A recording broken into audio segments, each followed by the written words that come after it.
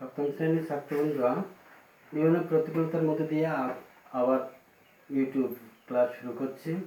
আমাদের চিন্তাশীল নাটকটা হয়ে গিয়েছিল, তাহলে চিন্তাশীল নাটকের অনুশীলন উত্তরগুলো শুরু করা যাক। তোমরা সবাই বই বার করো। একই অর্থযুক্ত শব্দ নাটক থেকে খুঁজে বের করে লেখো।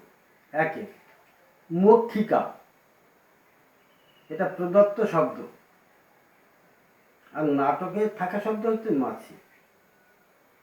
হাজির হচ্ছে প্রদত্ত শব্দ, নাটকে থাকা শব্দ হচ্ছে উপস্থিত। অস্থির, এটা প্রদত্ত শব্দ, নাটকে থাকা শব্দ হলো অধীর। ব্যবস্থা, নাটকে আছে বন্দোবস্ত। ঢাকা বা আবৃত্ত, নাটকে আছে আচ্ছন্ন। সন, নাটকে আছে বৎসর। বদল, নাটকে থাকা শব্দ হচ্ছে পরিবর্তন। অবনী, নাটকে আছে পৃথিবী। সহসা, নাটকে থাকা শব্দ হচ্ছে হঠাৎ। সূত্রপাত, আরম্ভ। আসন্নকাল মানে ভবিষ্যৎ। প্রণাম মানে দণ্ডবত।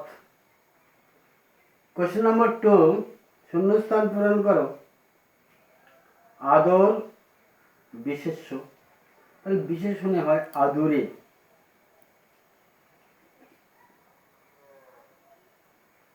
তারপরে আছে বিশেষ্য ফাঁকি,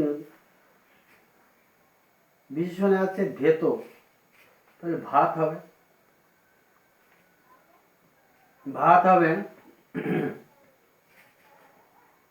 শোক,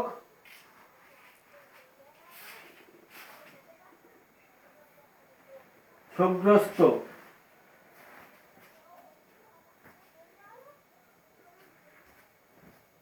বিশেষণে আছে প্রামাণ্য, বিশেষ্য হবে প্রমাণ। বিশেষ্য আছে নির্ভর, বিশেষণে হবে নির্ভরশীল। বিশেষণে আছে আমোদে, বিশেষ্য হবে আমোদ। বিশেষণে আছে নিমগ্ন, তার বিশেষ্য হবে নিমগ্নতা। তারপরে আছে সূর্য বিশেষ্য, বিশেষণে হয় সৌর। বিশেষণ বদ্ধ, বিশেষ্য হবে বদ্ধতা। বিশেষণে আছে আচ্ছন্ন, বিশেষ্যে আচ্ছন্নতা। বিশেষ্য পৃথিবী, বিশেষণ পার্থিব। বিশেষণ উপস্থিত, বিশেষ্যে উপস্থিতি। বিশেষ্য আছে আরম্ভ, বিশেষণে হয় আরব্ধ। বিশেষণে আছে অধীর, বিশেষ্য হবে অধীরতা। 3 নম্বর প্রশ্ন দেখো। নিচের প্রশ্নগুলির উত্তর দাও। কথাটা বড় সামান্য নয়। বক্তা কে, কার, কোন কথাটা সামান্য নয়। তাহলে উদ্ধৃতাংশটির বক্তা হলো বা বক্তা হলেন নরহরি। কার, কোন কথাটা সামান্য নয়। চিন্তাশীল নরহরি তার মাকে জানিয়েছে, বাছা শব্দের ধাতুরূপ হলো বৎস। প্রায় 2000 বছর আগে মানুষ বাছাকে বৎস বলতো। এই কথাটি নরহরির কাছে সামান্য নয়। কারণ ভাষা কিভাবে কালের ধারা বেয়ে বিবর্তিত হচ্ছে তা নরহরিকে ভাবিয়ে তুলেছে। তিনের দুয়ে আছেন, দেখো, এইসব বাজে ভাবনা নিয়ে থাকা ভালো। কে কাকে এই কথা বলেছেন? কোন ভাবনাকে বাজে বলা হয়েছে? তা কি সত্যিই বাজে ভাবনা? তোমার কি মনে হয়? তাহলে কে কাকে এই কথা বলেছেন? উদ্ধৃতাংশটি রবীন্দ্রনাথ ঠাকুরের লেখা চিন্তাশীল নাটকের অংশ বিশেষ। নরহরির মা নরহরিকে এ কথাটা বলেছেন। কোন ভাবনাকে বাজে বলা হয়েছে? নরহরি একজন চিন্তাশীল মানুষ। সে ভাবে বাংলা শব্দভাণ্ডারের শব্দ কিভাবে বিবর্তিত হচ্ছে।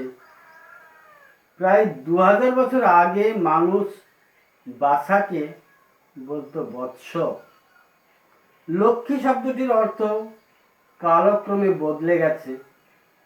কখনো দেবী লক্ষ্মী, কখনো সুশীলা স্ত্রীলোক, আবার কখনো পুরুষের প্রতিও শব্দটির প্রয়োগ হচ্ছে। নরহরির শব্দ নিয়ে এই সমস্ত ভাবনাকে বাজে ভাবনা বলা হয়েছে। নরহরি তাকে সত্যি বাজে ভাবনা? এই পার্টটার অ্যান্সার হবে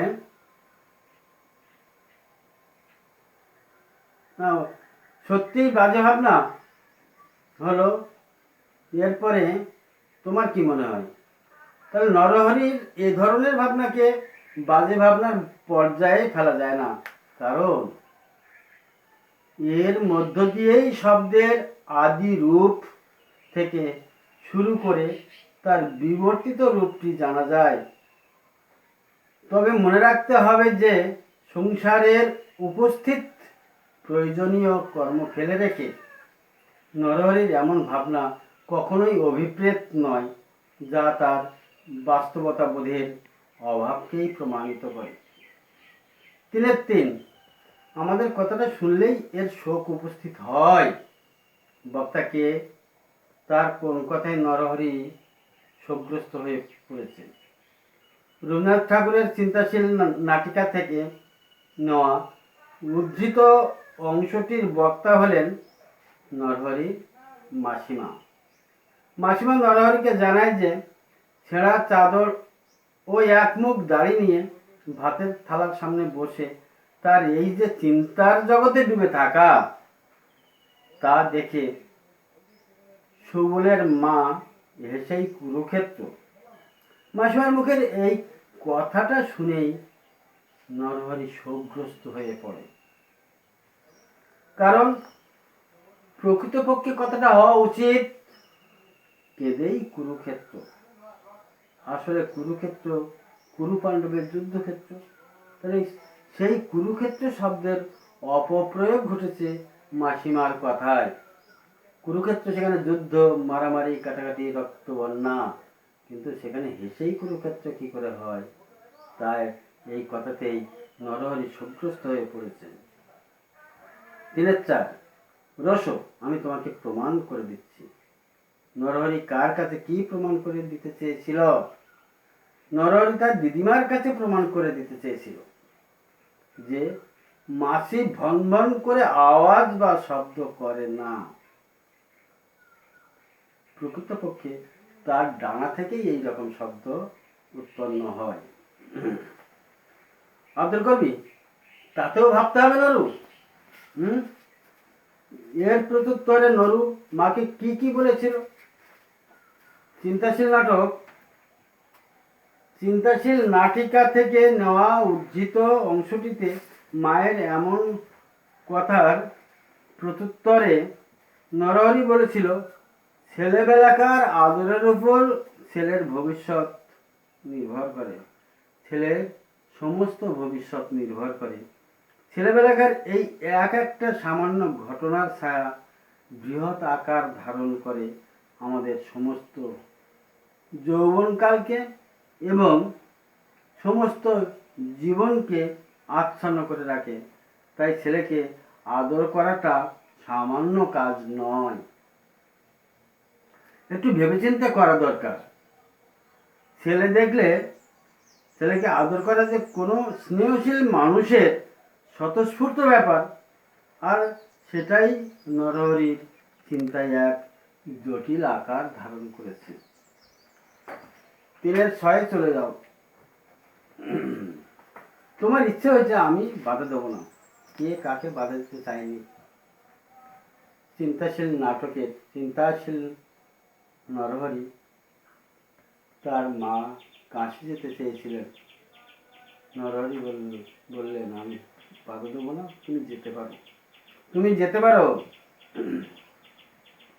এটাতে বড় বেশি ভাবতে হলো না? কার স্বগতোক্তি, কাকে বেশি ভাবতে হলো না? কেন? উদ্ধৃতাংশটি উদ্ধৃত স্বগতোক্তিটি হলো নরহরির মায়ের। নরহরিকে বেশি ভাবতে হলো না। কাকে বেশি ভাবতে হলো না? নরহরিকে বেশি ভাবতে হলো না। কেন? কারণ নরহরির মা কাশি যেতে চেয়েছেন তার নিজের ইচ্ছেতেই, তাতে নরহরির কিছুই এসে যায় না। সে সংসারের যাবতীয় দায়িত্ব থেকে মুখ ফিরিয়ে থাকতে চায়, কেননা সে শুধু চিন্তা করবে, বাস্তব তাকে স্পর্শও করবে না। 4, চিন্তাশীল নরহরি সব কথাতেই চিন্তামগ্ন হয়ে পড়ে, অথচ মায়ের কাশিবাসী হওয়ার ইচ্ছে হয়েছে শুনে তখনই সে রাজি হয়ে যায়। কিন্তু তার মা যেই টাকার বন্দোবস্ত করতে বলেন, সে আবার ভাবতে বসে। এ থেকে নরহরির চরিত্র সম্পর্কে তোমার কেমন ধারণা হলো তা নিজের ভাষায় লেখো। এটা প্রত্যেকের নিজের ভাষায় লিখতে হবে। তবু হিন্স দিয়ে দিচ্ছি, নরহরি একজন উদ্ভট চিন্তাশীল প্রকৃতির মানুষ। সারাক্ষণ বিভিন্ন বিষয় নিয়ে সে শুধু শুধু চিন্তা করে। তার সেই ভাবনায় উঠে এসেছে নানান দিক, যেমন ভাষা কিভাবে দিনের পর দিন আবর্তিত হচ্ছে, বিবর্তিত হচ্ছে, পৃথিবী কিভাবে সূর্যের চারদিকে প্রদক্ষিণ করছে, মাছের ডানা থেকে যে ভনভন শব্দের উৎপত্তি হয় তা নিয়েও সে ভেবেছে, এমনকি ছোট শিশুদের সঙ্গে কিভাবে আদর এবং কথা কওয়া উচিত তা নিয়েও চিন্তাশীল নরহরি তার অন্তঃসার শূন্য চিন্তাশীলতার পরিচয় দিয়েছে। বলা বাহুল্য, নরহরির এই চিন্তাশীলতা তার অনুসন্ধিৎসু মনের পরিচয় দেয়। কিন্তু আমরা মনে করি তার এই চিন্তাশীল মন আসলে বাইরের আবরণ মাত্র। সংসারের যাবতীয় প্রয়োজনীয় গুরুদায়িত্ব সে এড়িয়ে চলে। তাই তার মায়ের কাশিতে যাওয়ার ইচ্ছাকে প্রথমে সে সমর্থন করলেও পরে যখন টাকার বন্দোবস্ত করার কথা বললে নরহরি তখন ভাবনার সমুদ্রে ডুব দেয়। নরহরি চরিত্রের বৈশিষ্ট্য এটা, সংসারের সকল দায় দায়িত্ব থেকে সে মুখ ফিরিয়ে থাকতে চায়। যখন যেটা প্রয়োজন তখন সেটা সে করে না। সংসারের নিত্য প্রয়োজনীয় জগৎ থেকে সে দূরে সরে থাকতে চায়। সংসারের কঠোর কাঠিন্য থেকে এই দূরে থাকা তার পলায়নপর মনোবৃত্তি ও আলস্যের পরিচায়ক। এরপরে 5, ঠিক বানানটি বেছে নিয়ে রেখো। ব্যায়াম বয়জকলা ময়কার, বয়জকলা আকার। তাহলে বয়জকলা আকারই হয় লক্ষ্মী, ল কয় মূর্ধন্য ময় দীর্ঘইকার, এটাই হয় সুশীলা। দন্তসহস্র তালবস দীর্ঘইকার ল একারটা হয় পৃথিবী, তো প্রথম বানানটাই পয়রি থয়সী বৈদীর্ঘইকার। আশ্চর্য দ্বিতীয়টা, আকার তালবস 6 অন্তর্জয়ের পরিবর্তন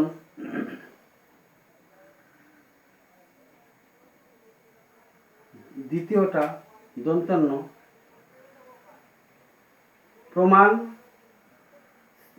দ্বিতীয়টা, পৈরফলা ময়কার মূর্ধন্য উপস্থিত দ্বিতীয়টা, হস্য দন্ত সহায়তায় হস্যি ত ছেঁড়া দ্বিতীয়টা, শরীর দ্বিতীয়টা, তালবস রয় দীর্ঘইকার র ব্যস্ত, দ্বিতীয়টা বৈজকলা দন্ত সহিত, মুখস্থ প্রথমটা ময়ূর খ দন্ত সহিত, সামান্য প্রথমটা দন্ত সয়াকার ময়াকার দন্ত অফলা, পৃথিবী প্রথমটা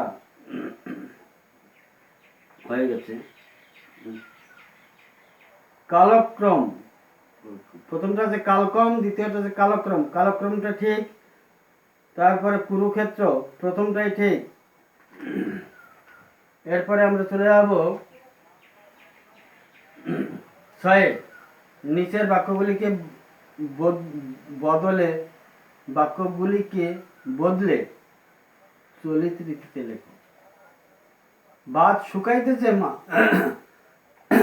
ভাত শুকাইতেছে মা মাছি তাড়াইতেছেন। ভাত শুকোচ্ছে মা মাছি তাড়াচ্ছেন। নরহরির শিশু ভাগ্নেকে কোলে করিয়া মাতার প্রবেশ। নরহরির শিশু ভাগ্নেকে কোলে করে মায়ের প্রবেশ।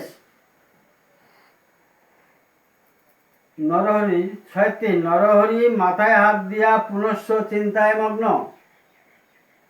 নরহরি মাথায় হাত দিয়া আবার চিন্তায় মগ্ন। শিশুকে কোলে লইয়া কি করিয়া আদর আরম্ভ করি। শিশুকে কোলে নিয়ে কি করে আদর আরম্ভ করি। সাথে অর্থ লেখো। বৎস বাছা, বৎস আরেকটা শব্দ হয় বাছুর। রোষ, রোষ মানে থামো বা অপেক্ষা করো। দণ্ডবত, দণ্ডবত কথার অর্থ হচ্ছে প্রণাম। ভাগিনেয়, দিদি বা বোনের ছেলে। ভাগ্নে, বন্দোবস্ত, ব্যবস্থা, প্রয়োজন। ধাতু, ক্রিয়ার মূল রূপ বা শব্দমূল। কুরুক্ষেত্র দিল্লির উত্তরে মহাভারতে বর্ণিত স্থানে কুরু পাণ্ডবের যুদ্ধক্ষেত্র। অন্তঃকরণ, হৃদয়, মন। আমোদ, আনন্দ, খুশি। চিন্তাশীল, চিন্তা করে বিচার করতে পারেন যিনি। ভাবুক, এক কথায় ভাবুক। গুরুতর, জরুরি, ভারী, গুরুত্বপূর্ণ। ব্যাম, অসুখ, নিমগ্ন মানে ডুব দেওয়া বা নিমজ্জিত। প্রমাণ, বিশ্বাস জন্মায় এমন নিদর্শন। আচ্ছন্ন, ঢাকা বা ছাওয়া, আবৃত। অস্থির, চঞ্চল, ছটফটে। এরপরে 8 দেখো সমার্থক শব্দ লেখো। পৃথিবী দুটো করে বলা হোক। ধরিত্রী, বসুন্ধরা, অবনী, বসুধা। ঠিক আছে, তাহলে সমার্থক শব্দ এই পরের দিনে এখান থেকে আবার শুরু করব। আজ এই পর্যন্ত রাখছি।